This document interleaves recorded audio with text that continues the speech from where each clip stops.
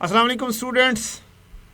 आइए वर्स 9 के इस क्वेश्चन पे बढ़ते हैं। क्वेश्चन में पूछा गया है calculate the amount to be reported in statement of financial position of RIL from 2023 से 2027 तक आप क्या वैल्यू लिखेंगे और ईयर एंड आपका 31 दिसंबर है। 1 जनवरी 23 पर रुबाब ने RIL ने एक deep discount debenture bond issue किया। जब हमने इशू किया इसका मतलब है ये हमारी फाइनेंशियल लायबिलिटी बनी। लायबिलिटी आपकी अमोर्टाइज्ड कॉस्ट के ऊपर जाती है, कुछ ना लिखा हो तो। Let's check it out. With 1,20,000 nominal value it is issued at a discount rate of 12.5% of nominal value and the cost of issue was 5,000।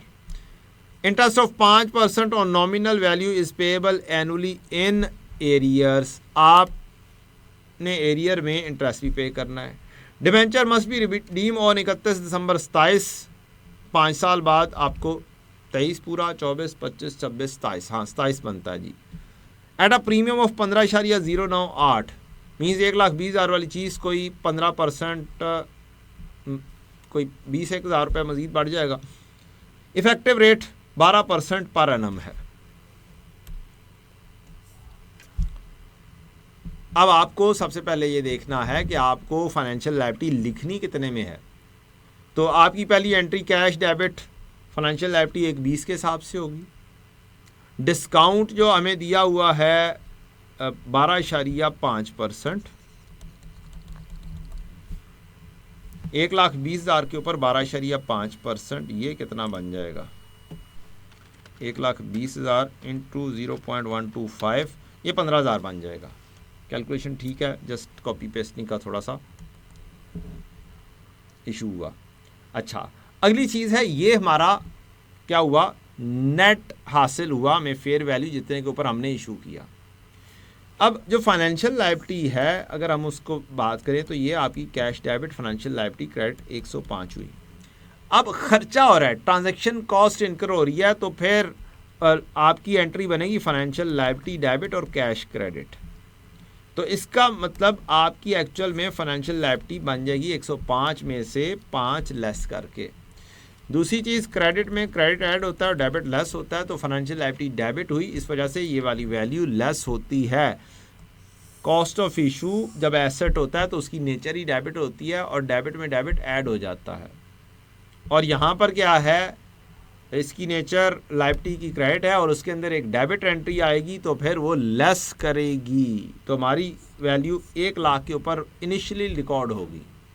उसी के ऊपर आप इफ़ेक्टिव रेट के ऊपर इंटरेस्ट लगाएंगे और जो कूपन रेट है उसके ऊपर आप कैश पे कर देंगे और आपका CD आ जाएगा।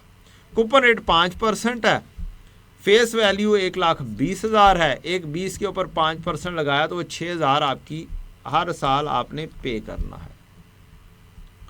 और इफेक्टिव रेट के ऊपर जोन सी वैल्यू 1 लाख आ रही है, 1 लाख के ऊपर आप 12% लेंगे तो वो 12,000 बन जाएगी और आपने हर साल के इसी तरह से CD निकालने थे।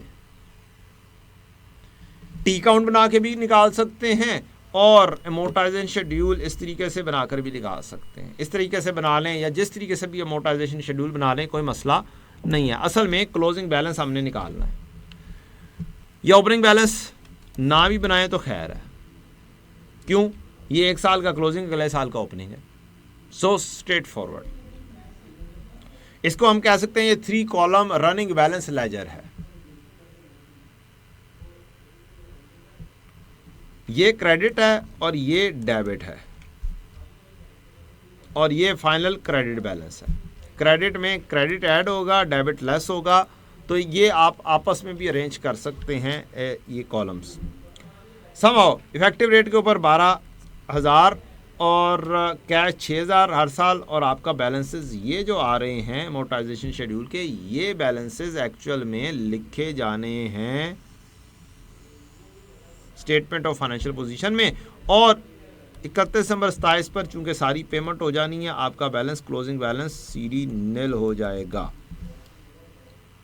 तो अगर हमें समझ लग जाती कि हमने करना क्या है, फाइनेंशियल पोजीशन कहाँ से आएगी फाइनेंशियल लायबिलिटी की, तो हम आराम से ये वाला क्वेश्चन विद इन मिनट्स ख़त्म कर सकते थे, चाहे हम टी अकाउंट बना के करें, चाहे हम 3 कॉलम रनिंग बैलेंस लेजर बना के करें, जिस तरीके से मर्जी करें। आंसर हमें क्लोजिंग बैलेंसेस चाहिए, वही स्टेटमेंट ऑफ फाइनेंशियल पोजीशन में लिखे जाते हैं।